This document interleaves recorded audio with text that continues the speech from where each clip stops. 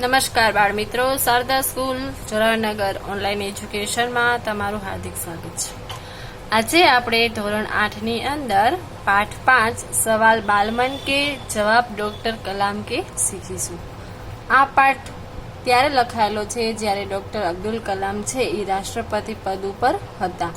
તેમની નાના નાના છોકરાઓ સાથે વાત કરવાની, તેમના પ્રશ્નો જાણવાની અને તેમની ઉત્તેજના પરથી તેમનો જવાબ આપવામાં તેમને ખૂબ આનંદ આવતો હતો. તે સદાય તત્પર રહેતા હતા. चलो आगे जानिए. प्रश्नोत्तरी शैली में प्रस्तुत यह साक्षात्कार डॉक्टर अबुल पाकीर जैनालाबुद्दीन अब्दुल कलाम से बच्चों की बातचीत पर आधारित है. આ પાઠ છે પ્રશ્નોત્તરી શૈલીની અંદર, એટલે એમાં આ પાઠની અંદર પ્રશ્ન પૂછવામાં આવ્યા છે. એટલે પ્રશ્નોત્તરી શૈલીની અંદર આ પાઠ આખો લખાયેલો છે.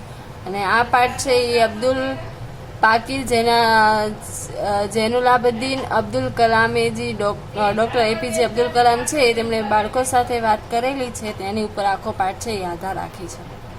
यह बातचीत तब संपन्न हुई थी जब डॉक्टर कलाम राष्ट्रपति पद पर आसीन थे. આ વાત ક્યારે થઈ હતી? ત્યારે તેઓ પોતે રાષ્ટ્રપતિ પદ ઉપર હતા. ये बच्चों की जिज्ञासाओं का तुरंत उत्तर देने के लिए सदैव तत्पर रहते थे. તે છે બાળકોની જે જિજ્ઞાસા વૃત્તિ હોય તેને સંતોષવા માટે તરત તે તત્પર રહેતા હતા. એ હંમેશા તૈયાર રહેતા હતા. ચાલો આપણે પાઠ જોઈએ. બાળ મિત્રો, આ ચિત્ર જો અબ્દુલ કલામની આજુબાજુ ઘણા બધા છોકરાઓ બેઠેલા દેખાય છે. આ ઉપરથી આપણે જાણી શકીએ કે અબ્દુલ કલામને છે એ છોકરા બહુ જ વહાલા હતા. પોતે રાષ્ટ્રપતિ હતા, છતાં પણ તેમને એવી મોટપ હતી નહીં. છતાં તે બધા છોકરાઓ સાથે બેસીને શાંતિથી વાત કરતા, એ આ ચિત્ર ઉપરથી જોઈ શકાય છે. તે એકદમ વિનમ્ર અને સરળ સ્વભાવના હતા. તે કોઈ પણ વ્યક્તિ સાથે સરળતાથી ભળી જતા હતા. આ એક એમનું વ્યક્તિત્વ છે. પ્રશ્નકર્તા આર અરવિંદ, કક્ષા 3, સેન્ટ મેટ્સ સ્કૂલ, ચેન્નાઈ. પ્રશ્નકર્તા એટલે જે પ્રશ્ન પૂછે છે તે વ્યક્તિ. તો એ કોણ છે? આર અરવિંદ. જે એનું નામ છે આર અરવિંદ. તે 3જા ધોરણની અંદર ભણે છે, સેન્ટ મેડસ સ્કૂલ, ચેન્નાઈની અંદર. તે અબ્દુલ કલામને પ્રશ્ન પૂછે છે, क्या आप अपने बचपन में कोई यादगार घटना हमें सुना सकते हैं? तीसरो प्रश्न पूछे છે ડોક્ટર કલામને કે શું તમે તમારા નાનપણની કોઈ પણ એવી યાદગાર ઘટના જે તમારી સાથે ઘટી હોય તે અમને કહી શકો છો, અમને સંભળાવી શકો છો? डॉक्टर कलाम, कक्षा 5वीं के मेरे शिक्षक श्री शिव सुब्रमण्यम अय्यर की एक बात मुझे याद है. एक दिन कक्षा में वे हमें यह बता रहे थे कि पक्षी कैसे उड़ता है. उन्होंने हमें रामेश्वरम के समुद्र तट पर ले जाकर इसका जीवंत उदाहरण दिया. वह ऐसी यादगार घटना थी जो मेरे मन मस्तिष्क में हमेशा के लिए बैठ गई. इसी से मुझे आगे विज्ञान पढ़ने की प्रेरणा मिली. શું ડોક્ટર કલામ એના જવાબમાં કહે છે કે હા, કે એવી યાદગાર ઘટના છે જે હું તમારી સાથે વર્ણવી શકું છું. કે હું જ્યારે 5મા ધોરણની અંદર ભણતો હતો ત્યારે અમારા શિક્ષક છે શિવ સુબ્રમણ્યમ અય્યર, તે છે એમની વાત છે મને યાદ છે. અમે જ્યારે ભણતા હતા ત્યારે તેમણે પક્ષીઓ કેવી રીતે ઉડે છે એ બતાવવા માટે તે અમને રામેશ્વરમના સમુદ્ર કિનારો છે ત્યાં લઈ ગયેલા અને તેમણે પક્ષીને ઉડતું દેખાડેલું, જીવંત ઉદાહરણ આપેલું કે જો પક્ષીઓ કેવી રીતે ઉડે છે. આ ઘટના છે એમની માટે યાદગાર હતી અને એના મન અને મગજની અંદર એની છાપ બેસી ગઈ હતી. એટલે તેમને આગળ વિજ્ઞાન ભણવામાં પણ તેની પ્રેરણા મળી હતી આ ઘટના ઉપરથી. પ્રશ્નકર્તા હવે બીજા વ્યક્તિ છે એ પ્રશ્ન પૂછે છે. સરયુ મકર, કક્ષા 5, વાલ્મીકી નગર હિન્દી માધ્યમિક શાળા, નાગપુર.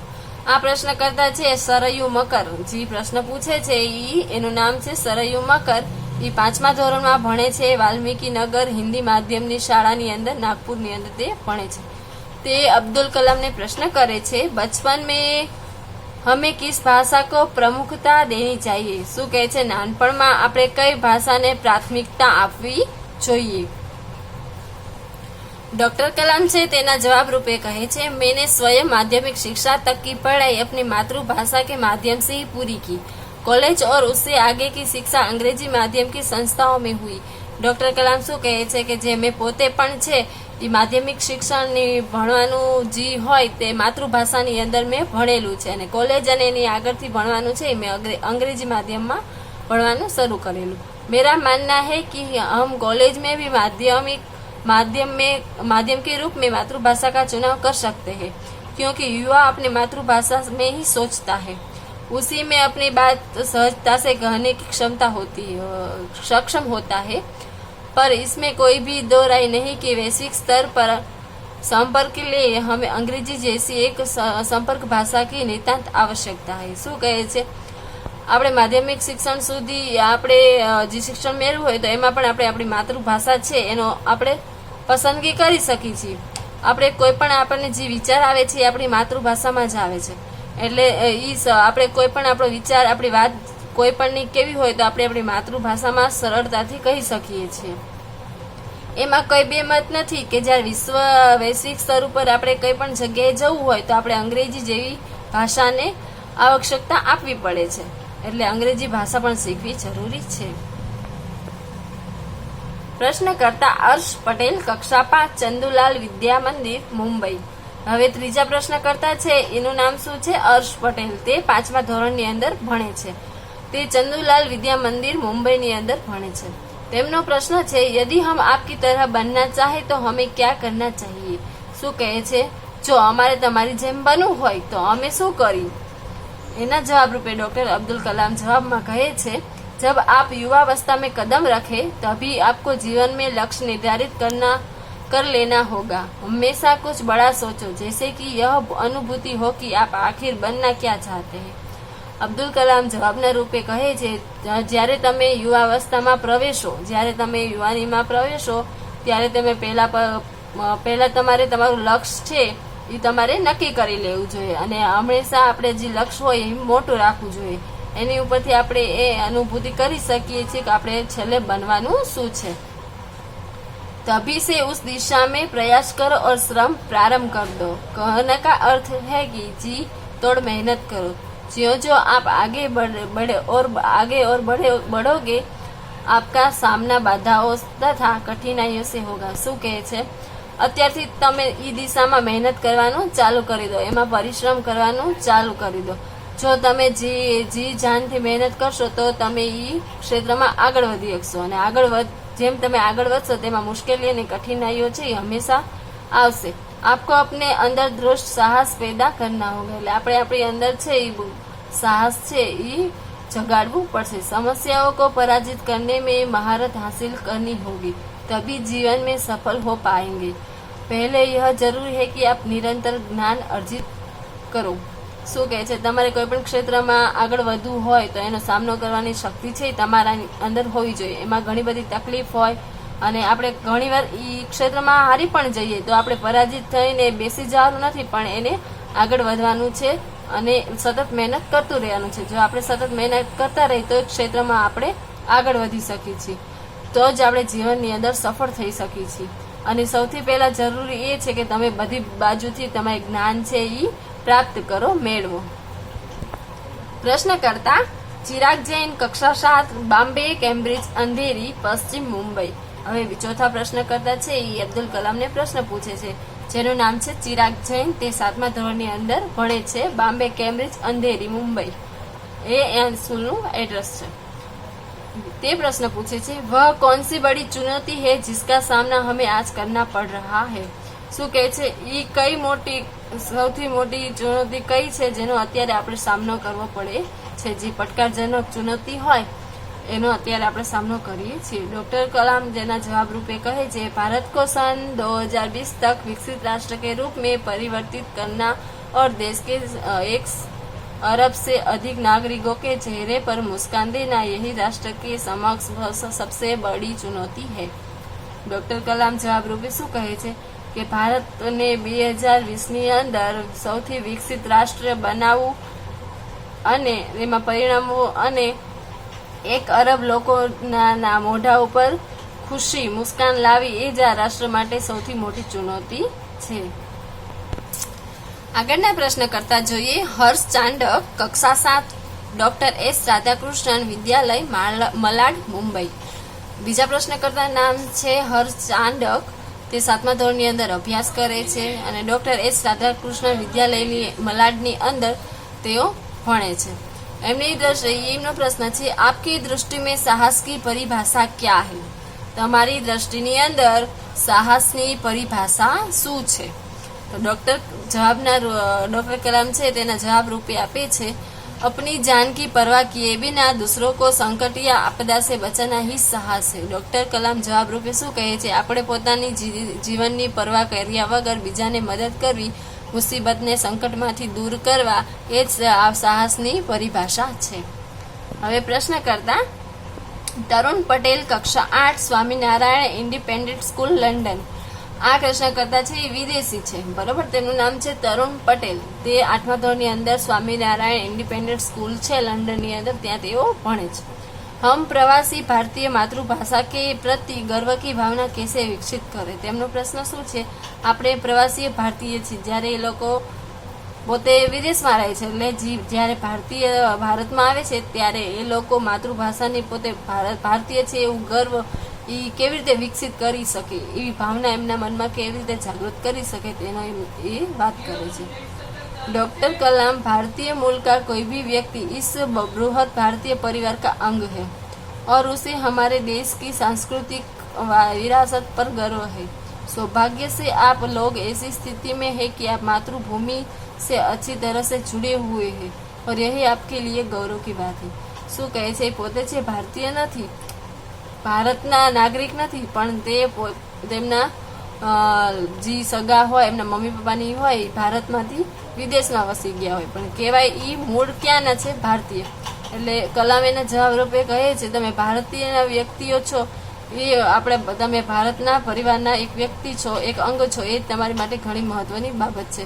આપણા દેશની સંસ્કૃતિ પર તમને, આપણી સાંસ્કૃતિક વારસા ઉપર તમને ગર્વ છે, એ પણ એક સૌભાગ્યની વાત છે। માતૃભાષાની સારી રીતે તેઓ માતૃભાષા સાથે જોડાયેલા છે, એ પણ તમારી માટે ગૌરવની વાત છે। એટલે તમારે ગૌરવની ભાવના છે આવી રીતે વિકસાવી શકો છો કે તમે પોતે ભારતમાં નથી રહેવા છતાં તમને ભારતના સાંસ્કૃતિક વારસા અને તેની ભાષા ઉપર ગર્વ છે। પ્રશ્ન કરતા સત્યમ, કક્ષા 10, જિલ્લા સ્કૂલ, મુંગેર। હવે બીજા પ્રશ્ન કરતા છે, તેમનું નામ છે સત્યમ, તે 10મા ધોરણની અંદર ભણે છે, જિલ્લા સ્કૂલ મુંગેરની અંદર। તેમનો પ્રશ્ન છે, जो भी बच्चे आपसे मिलते हैं वह कहते हैं कि एक प्रसिद्ध वैज्ञानिक, इंजीनियर, डॉक्टर आदि बनना चाहते हैं, पर किसान, मजदूर और कलाकार भी किसी राष्ट्र के लिए उतने ही महत्वपूर्ण हैं। हम ऐसे ही परिवारों से आते हैं, हमारे लिए आपका क्या संदेश है? जी प्रश्नकर्ता सत्यम છે તે ડોક્ટરને અબ્દુલ કલામને પ્રશ્ન પૂછે છે કે બધા છોકરાઓ જ્યારે તમને મળે છે ત્યારે એ પોતે એક વૈજ્ઞાનિક, એક એન્જિનિયર, એક ડોક્ટર બનવા માંગતા હોય છે, પણ એવા પણ લોકો છે, એવા પણ છોકરાઓ છે જે કિસાન છે, ખેતમજૂરી કરવાવાળા છે, કલાકાર છે, એ પણ એક રાષ્ટ્ર માટે એટલા જ મહત્વપૂર્ણ છે। તો એવા પરિવારોમાંથી આપણે બધા આવી છીએ, તો એના માટે તમે શું સંદેશ આપવા માંગો છો? તો ડોક્ટર કલામ એના જવાબ રૂપે કહે છે, किसान, मजदूर, कलाकार, दस्तकार ये सभी हमारे राष्ट्र के अभिन्न अंग है। राष्ट्र निर्माण में हमें उन सभी की सेवाओं की समान रूप से दरकार है। आप सभी को चाहिए कि आप अपने अपने क्षेत्र में खूब उन्नति करें। डॉक्टर कलाम एना जवाब रूपे कहे छे, खेडूत होय, मजदूर होय, कलाकार होय के दस्तार होय, कोई पण होय, ई बधा आपणा राष्ट्र माटे एक अभिन्न अंग छे। राष्ट्रनो निर्माणमां आ बधानो भाग छे। आ बधानी सेवाथी આપણે રાષ્ટ્રને આગળ લાવી શકીએ છીએ અને બધાને માટે એ સમાન છે। પ્રસિદ્ધ વૈજ્ઞાનિક હોય કે ખેડૂત હોય, બધા એક જ સમાન છે। આ બધાને પોતાના ક્ષેત્રની અંદર ખૂબ જ ઉન્નતિ કરે એવું હું માનું છું। પ્રશ્નકર્તા રોહિત ચતુર્વેદી, કક્ષા 11, ઇસ્લામિયા ઇન્ટર કોલેજ, ઇટાવા। આ પ્રશ્નકર્તા છે એ ધોરણ 11ની અંદર ભણે છે। તેમનું નામ છે રોહિત ચતુર્વેદી, તે ઇસ્લામિયા ઇન્ટર કોલેજ ઇટાવામાં ભણે છે। एमनो प्रश्न है, आप कहते हैं कि भारत 2020 तक विकसित राष्ट्र बन जाएगा, पर निरंतर बढ़ती जनसंख्या और बेरोजगारी इसे संभव होने देगी। शू कहे छे कि जी अब्दुल कलाम है पोते एम कहे छे कि 2020 अंदर आपणो राष्ट्र है भारत देश ई अत्यारे विकासशील राज्य देश है, पण 2020 अंदर ई विकसित बनी सके छे। तो ए माटे साथे साथे आपણા દેશની જનસંખ્યા પણ વધતી જાય છે, તો જેમ લોકોની સંખ્યા વધતી જાય તેમ બેરોજગારી પણ વધતી જાય, એટલે આ બેરોજગારી અને વધતી જતી જનસંખ્યા છે એના કારણે આ શું સંભવ થઈ શકશે કે 2020ની અંદર આપણું ભારત દેશ છે એ વિકસિત રાષ્ટ્ર બને? તો એના જવાબ રૂપે આપણે જોઈએ.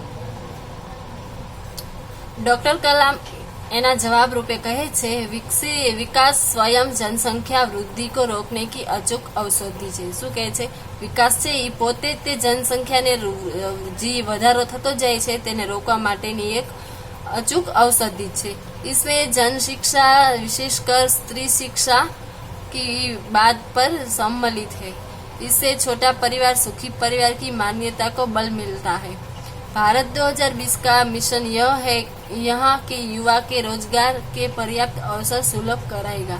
ग्रामीण क्षेत्र में भी बड़ी संख्या में उद्योग धंधे स्थापित किए जाएंगे, जिससे उन क्षेत्रों में रोजगार के प्रचुर अवसर पैदा होंगे. શું કહે છે કે જનસંખ્યાની વધારાની સાથે તેને રોકવા માટે પણ એક ઔષધિ છે. વિકાસ છે ભારતનો વિકાસ થશે તો જનસંખ્યાની વૃદ્ધિને રોકવાની પણ એક ઔષધિ રૂપે શીખી શકાય, ઔષધિ રૂપે એ કામ કરશે. એમાં જનસંખ્યામાં વિશેષ કરીને સ્ત્રી શિક્ષાને સૌથી વધુ મહત્વ આપવામાં આવશે, તેને સામેલ કરવામાં આવશે. એમાં નાનો પરિવાર સુખી પરિવારની માન્યતાને પણ બળ મળશે. ભારત 2020નું મિશન છે જે યોજના એનો યુવાનોને બેરોજગાર છે અને પર્યાપ્ત રોજગાર પૂરું પાડવાની એમની યોજનાઓ છે. ગ્રામીણ ક્ષેત્રમાં પણ જનસંખ્યાને ઉદ્યોગ ધંધાને સ્થાપિત કરવામાં આવશે, જેનાથી રોજગારીની ક્ષેત્રો છે એ ખુલશે અને લોકોને રોજગારના અવસરો પેદા કરી શકશે.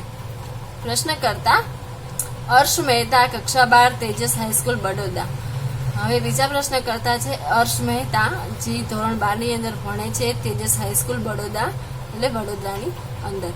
એમનો પ્રશ્ન છે, આપકો ऐसा क्यों लगता है कि 2020 तक भारत विकसित राष्ट्र बन जाएगा? તે એપીજે અબ્દુલ કલામને શું પ્રશ્ન કરે છે કે તમને એવું કેમ લાગે છે કે 2020ની અંદર ભારત છે એ વિકસિત રાષ્ટ્ર બની જશે? डॉक्टर कलाम, भारत की जनसंख्या 1 अरब से अधिक है. इसमें 54 करोड़ लोग 25 वर्ष से कम आयु के हैं. ये हमारी राष्ट्रीय शक्ति है. भारत 2020 तक विकसित राष्ट्र में परिवर्तित करने के लिए हमारे पास प्रचुर प्राकृतिक संसाधनों के साथ ही सुनियोजित खाका भी उपलब्ध है. 54 करोड़ युवाओं के विचारों की एकता निश्चय ही इसे विकसित राष्ट्र में परिवर्तित करने में सफल होगी. તે શું કહે છે? ભારતની જનસંખ્યા છે એ 1 અરબ કરતાં પણ વધારે છે. તેમાં 54 કરોડ લોકો છે એ 25 વર્ષની નીચેની વર્ષના છે, 25 થી નીચેના વર્ષના છે. એટલે એ આપણી માટે એક રાષ્ટ્રીય શક્તિ છે કે જે યુવા પેઢી છે એ આપણી પાસે ઘણી બધી વધારે પ્રમાણમાં છે. 2020ને વિકસિત રાષ્ટ્ર બનાવવા માટે તેમાં સતત પરિવર્તન થતું રહે છે અને આ પરિવર્તન લાવવા માટે આપણી પાસે પ્રાકૃતિક કુદરતી સંસાધનો પણ ઘણા બધા છે અને તેનું આયોજન પણ સરળતાથી કરવામાં આવે તે માટેનો આખો નકશો તૈયાર કરેલો છે. 54 કરોડ યુવાનોના વિચારોની એકતા છે એ નિશ્ચિત રીતે એ આપણા રાષ્ટ્રને વિકસિત બનાવવામાં ઉપયોગી થશે અને સફળ પણ થશે. આવો જવાબ છે ડોક્ટર કલામ છે એ આપે છે. પ્રશ્નકર્તા એસ કાર્તિક, કક્ષા 12, અમર જ્યોતિ ઇંગ્લિશ સ્કૂલ, બેંગલુરુ. આ પ્રશ્નકર્તા છે એસ કાર્તિક. તે ધોરણ 12ની અંદર અભ્યાસ કરે છે. અમર જ્યોતિ ઇંગ્લિશ સ્કૂલની અંદર બેંગ્લોરની અંદર તે ભણે છે.